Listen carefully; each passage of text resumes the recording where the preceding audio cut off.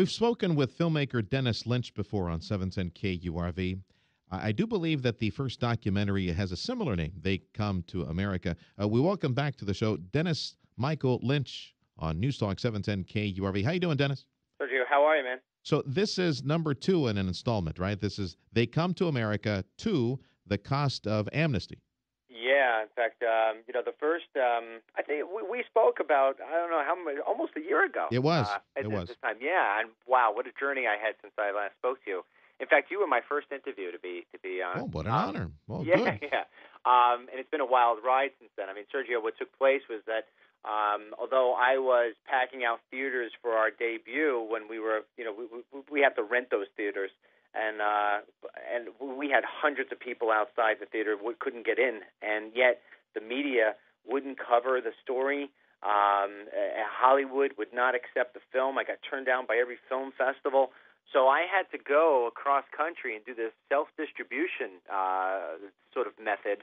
And even where I had some movie theaters wouldn't even allow me to rent their theater. I mean, they wouldn't take my money just because of the topic itself, not because of the film. They didn't even see the film.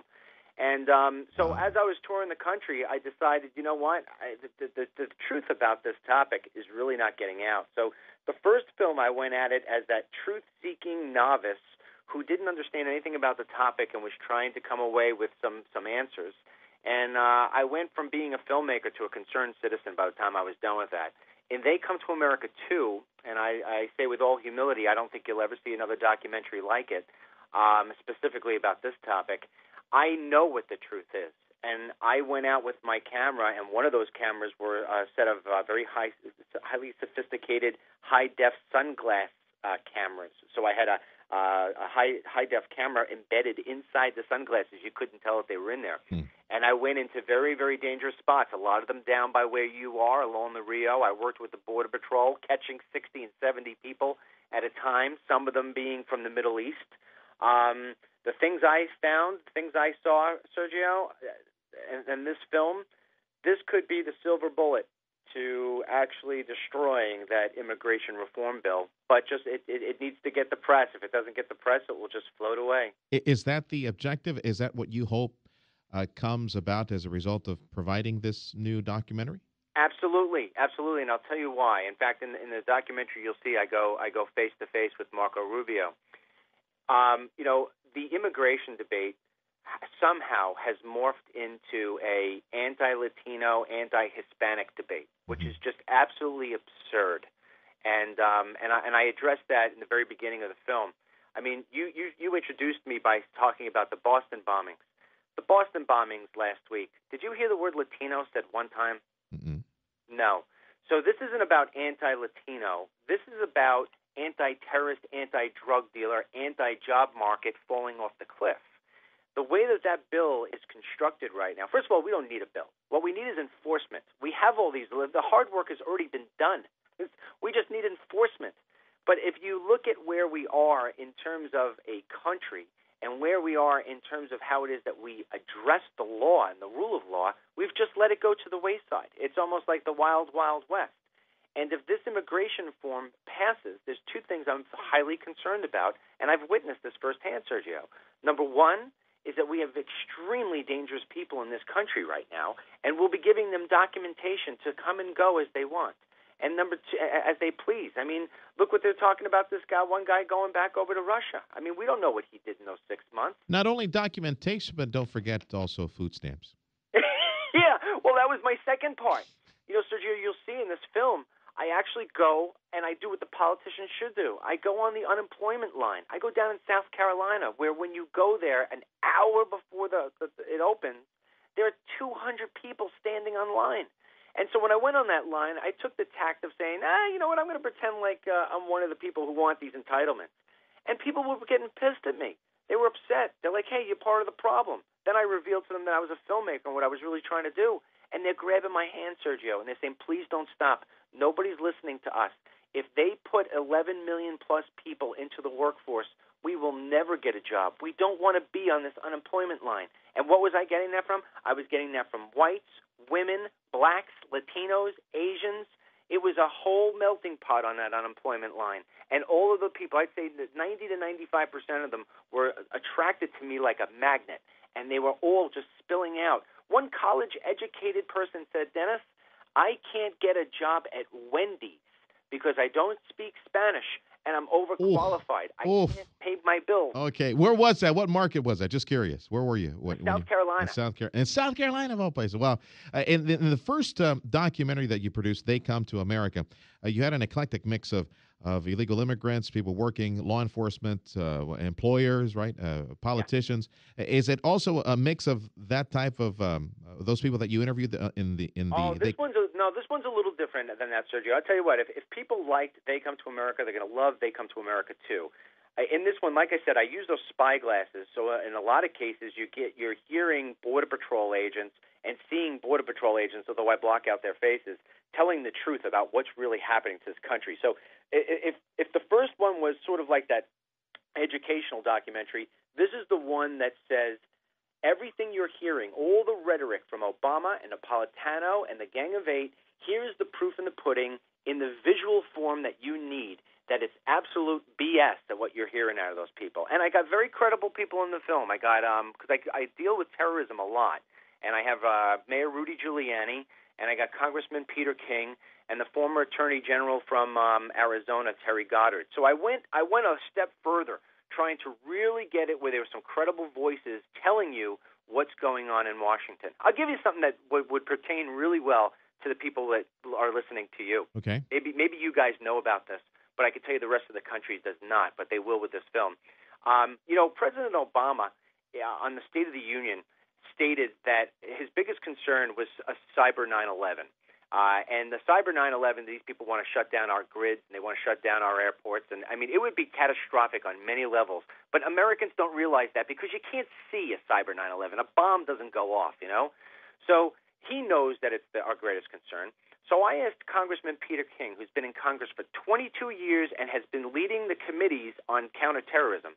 I asked him why, if Obama is so concerned about Chinese, why is it that we're allowing these people to come in through the southern borders, like just as fast and furious as as Mexican day laborers? And he says, well, Dennis, that's the first time I think I disagree with you. They're not coming through the southern border; they're coming through through visas. There are signs. There are 8 of these along the Texas border, 100 miles in. You know what I'm talking about? Yeah, I'm sorry, Congressman King. Oh, I talk to the Border Patrol down here pretty often. Yes, they are coming through Mexico. Sergio, there are beacons. They're 20 feet tall, and they're on the trails that the illegals take 100 miles in from the Rio. Yeah. And what it is at the bottom is a box with a red button that says, if you're having distress, press this button. The Border Patrol will come save you. Yeah. It's written in English. It's written in Spanish. It's written in Chinese. I showed that picture to Congressman Peter King. Yeah. He couldn't speak. Well, I'll tell you what, and he is very, very far away from the border, very far away from the issue and the problem. Yes, I will confirm for you in our conversations with Border Patrol, in my conversations with Border Patrol, and also good Samaritans, good people on the front lines who are trying to save these folks who get caught in like really bad situations, and they're starving, they're almost naked, and they're telling me right now the flow of illegal immigrants coming in from Mexico, using the river, coming in from Mexico, it's now more OTMs than Mexicans, and it has been for quite some time, for several months now. Well over 50. When I went down on the Rio, I went on the Rio. If you put the Rio up here in New York or in D.C., there would be condominiums along the damn thing. There would be boats all over the place with people vacationing and having fun. I went down on a 40-mile stretch down in Mission, Texas. There were no other boats. And you know what I did see, though, along Mexico? Every quarter mile, there's another drug scout sitting there with binoculars waiting for the 2 Border Patrol boats. Yes, sir. It's so dangerous. Yes, sir. People in America don't know this. And one of the people I worked with also down there is you guys have a volunteer group called the Texas Border Volunteers. I don't know if you've ever heard of them or not. Yeah. It's just great people, normal, everyday people who, once a month get together and help the Border Patrol catch people.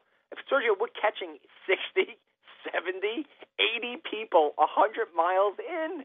Yeah. And you're right. It's OTMs other than Mexicans. We caught everybody. Definitely right now, much more OTMs than Mexicans, which translates into most of these folks being released into the community and then eventually connecting with family or friends or a phone number or address up north, because the OTMs are not sent back immediately. The Mexicans are captured.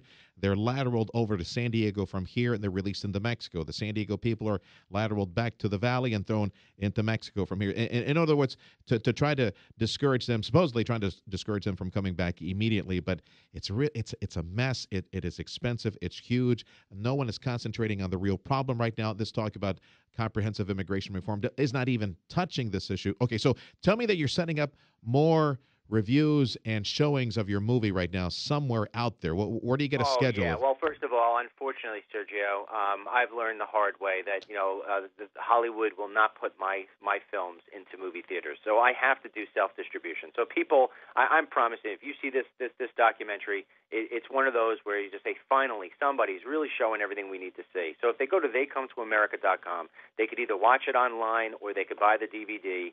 And we will be touring the country again, trying to push this hard, because if this immigration bill goes through, I really do believe the way that it's written, it's going to be a really big nail in the coffin of America, because we're so sick right now. We can't deal with something like this. I like to end my interviews. I don't know if you're kicking me off, but let me just say this, okay? When you go on an airplane, the first thing that they tell you is if the emergency masks come down, put the mask on yourself before you put the one on the person next to you, even your own kid. I mean, that goes against human nature. But the fact of the matter is that if you're not healthy, you can't take care of the person next to you. We have to start worrying about number one first. We've got to get back on our feet before we try solving the problems of people around the world. It's just not going to work. Yeah. You can't sustain this for much longer. Amnesty under Reagan brought us 3 million and a new wave, and now 20, 30 years later, we're looking at 11 million. And you naturalize the folks that broke the law and are here illegally, and make it easy for them, or give them a path to citizenship. And they cover themselves by saying, well, we're not going to make it easy. It's going to be expensive and all that type of jazz. Well, any excuse. You're giving them a path to citizenship, which is the golden ticket. That's the golden egg. That's what they wanted. You watch the next wave of illegal immigration that's going to take place over the next decade or 2 or 3, and then we'll be talking about 20 or 30 million in the future. Anyway, let me sign off with you right now. Dennis Michael Lynch, the producer, the director of They Come to America Too. Do James Earl Jones and Eddie Murphy reprise their roles as king and son in this one again? Oh, I'm sorry. I replaced them with Giuliani and Peter King. That's a different one. All right. And catch it online. Give me the website one more time. It's theycometoamerica.com, and I appreciate you giving me the help here, Sergio. Good luck, man. We'll keep in touch. Thanks, man. Bye. Dennis Michael Lynch on 710 KURV.